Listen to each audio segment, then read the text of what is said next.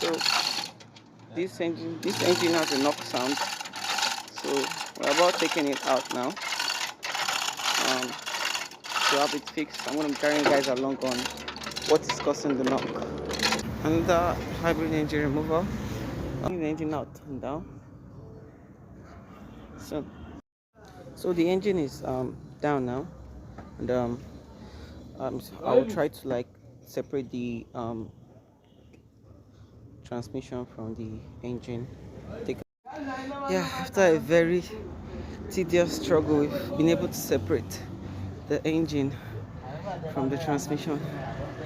So I've taken out the engine and I've disassembled everything. So this is the timing mark here. You can see this orange chain here is set to this mark and this point here, and this 2AZ engine also has this point here for the inlet, and this inlet here is straight up here, and there's another mark right behind here. For the intake manifold. You can see this arrow here. This arrow here is facing this point here. While for the crankshaft here, you just need to turn the engine to top dead center. That's the piston needs to be up for the crankshaft. As long as this guy is at 11 o'clock position, the piston is up, that timing is set. But the chain here, you can set the chain here. You can see there is another mark here, this point here. You can see this point here, the chain is facing this point here. You can see this is the orange, this color is orange, right? These two are yellow. So we've taken out the whole engine component, the facing and all. So we are trying to take out the crankcase. This is the balance shaft. So there is another bolt hidden here that we would have to take out. You might not notice it, but in order for you to take out the crankcase without taking out this particular bolt, you won't be able to actually successfully take out the crankcase. I think this particular stuff is held by a 12 Allen socket. So that's the bolt inside there. Without actually taking it out, you cannot take out this crankcase. Just call to reminder. So open up the crankcase and I'll show you guys where the fault is. Yeah, so I've taken apart everything on the engine. So it turns out that this number 4 connecting rod is bad. You can see, I don't know, let me get it to focus. You can see that it's not smooth here. For comparison, let me just show you another one here. Look at this one here. You can see this one is smooth here. It has not burnt. And the metal on it, did I drop that metal? Metal on it had worn out. You can see, here's the metal. This isn't how it's supposed to be. This isn't how flat it's supposed to be. You can see the metal has worn out, and that's why the engine knocked. And you can see this main bearing here too is brown, like having this brass color, not like this one is having this silver color here. So those are part of the things that we'll be replacing. Also the valve seal, and with the oil pump.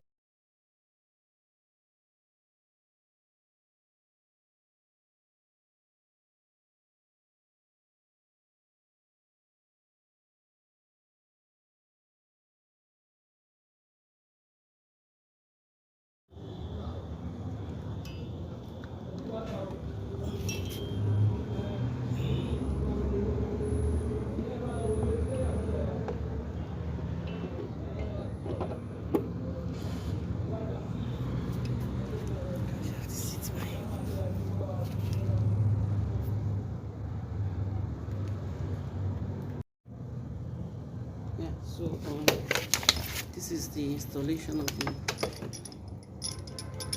final main bearings. I've installed all of them. This is number 5. You can see the number around here. Number 5. You can see this is number 4, number 3, number 2, and this is number 1 here. You can mix them up, and you just cannot be stingy when you are putting oil on them, because all these things work with full lubrication. So would top them to spec, and there is a pattern of tying them. You cannot just tie it like sequentially. You have to, so there's a way you tie them for them to actually sit properly. So you tie them, and you turn the crankshaft to make sure that it is not too tight. Very important. Yeah, so I finished tying the main bearings. You can see that it's easy to move. You can see. So the next thing I'm going to do, I've numbered all these ones. I will put in the cap back in now, like this guy here. Just try to pull it up. It should come up freely. If it's too hard, then it's not good. So it should come up freely. So while it's coming up, I'll try to set it in place. I'm just being very careful so I wouldn't scratch the face of the crankshaft, you know. So yeah, it's in, and apply enough oil. So I've installed all the pistons, cap, connecting rod cap, and crankshaft cap. They have all been top to spec. You can see how the pistons are going. Not too tight, not too loose. Very okay. Let me try to show you. No, drop it down. Let me try to show you the pistons, how they turn it. So you can see, hold the engine. So you can see, moving smoothly, no friction at all whatsoever. So that's how it should do. So I'll start the washing of the rest part and assembling the car in full. I don't have that in video, but this is a great fix, you know. It's top dead center.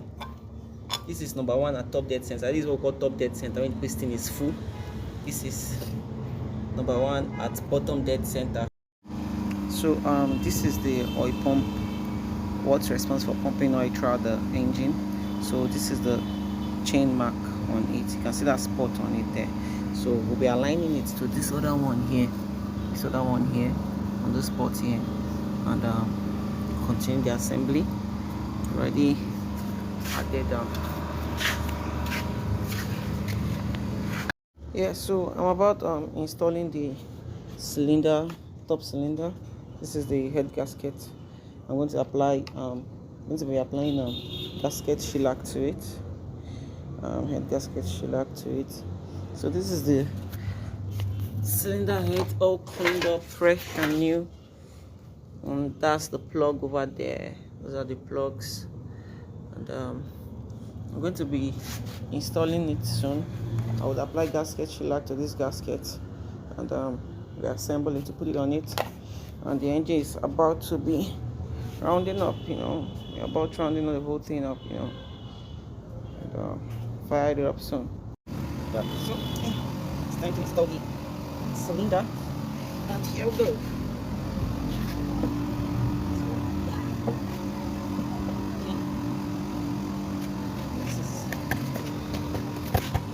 Fitting it properly. Trying to install the bolts. Sequence. I'm a long way between several hours of assembly.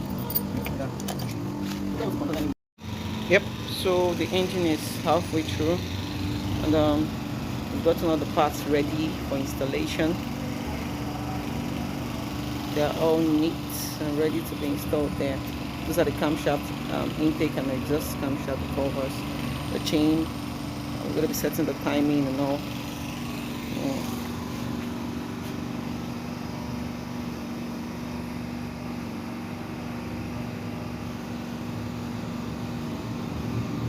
Yeah, so I didn't show you guys the engine while I have totally assembled it. I was so fucking busy and I wanted to be fast with it.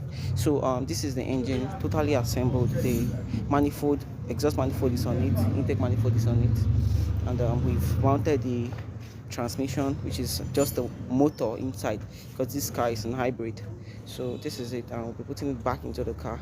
Within a couple of hours now we'll have the car started, and I'll tell my client that for the next 100 miles he has to take it easy on the engine so that everything can just get loose and free. He's going to bring the car back after like 100 miles, so we can recheck everything and make sure everything is fine. I took the opportunity to change the shaft seals too on the transmission. So that's pretty much it. The car goes back, the engine goes back into the car, and we'll start it up. It's time for us to fix all these wire harnesses, the hoses, all the accessories. This is an hybrid, so I'll be installing the inverter here and now putting the oil and all. I think in a couple of hours time we'll be done with the car ready to steam. As you can see, it's late in the night. After some wiggling and twiggling, the engine has finally started. And you can see how cool it's steaming. So I've not put any coolant in it yet. I just wanted to warm up a little bit. Then I'm going to pass coolant through it very soon. That's pretty much it for now. So by morning tomorrow, I'm going to do the proper checks for leaks and put the coolant all through. Then we'll start the electric steam again. Thanks. So it's morning now, and the car is ready. So I've started the engine now. You can see it's steaming this morning now properly. It's gonna switch to hybrid very soon. There's no strange sound, so I'm gonna be driving out very soon as well. And we're gonna see what difference we have in our performance so far. You can hear the sound of the engine. Even though this car doesn't have a catalyst, it's still fairly calm compared to how it came.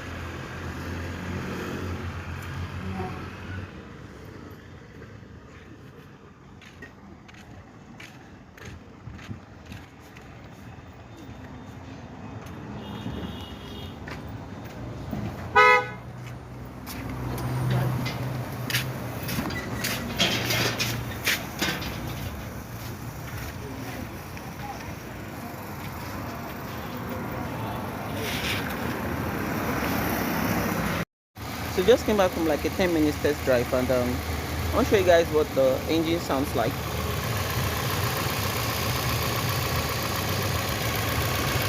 You can listen and see it's quite cool, no noise. If I go further away from it, you might not even hear the engine sound at all. So I think it's a fix. It's gonna be driving it carefully for the next 100 miles before it brings it back. And I check all the seals, like these ones here. If there's any leakage there, we'd have to fix them, but I don't think there will be any leakage, but we cannot be totally sure still. So I think we're done with this engine. If he wants to do any further fix on his car, we would help him with it. Like his suspensions are gone, his braking system is faulty, and the rest of it depends on his own decision. And thanks for watching.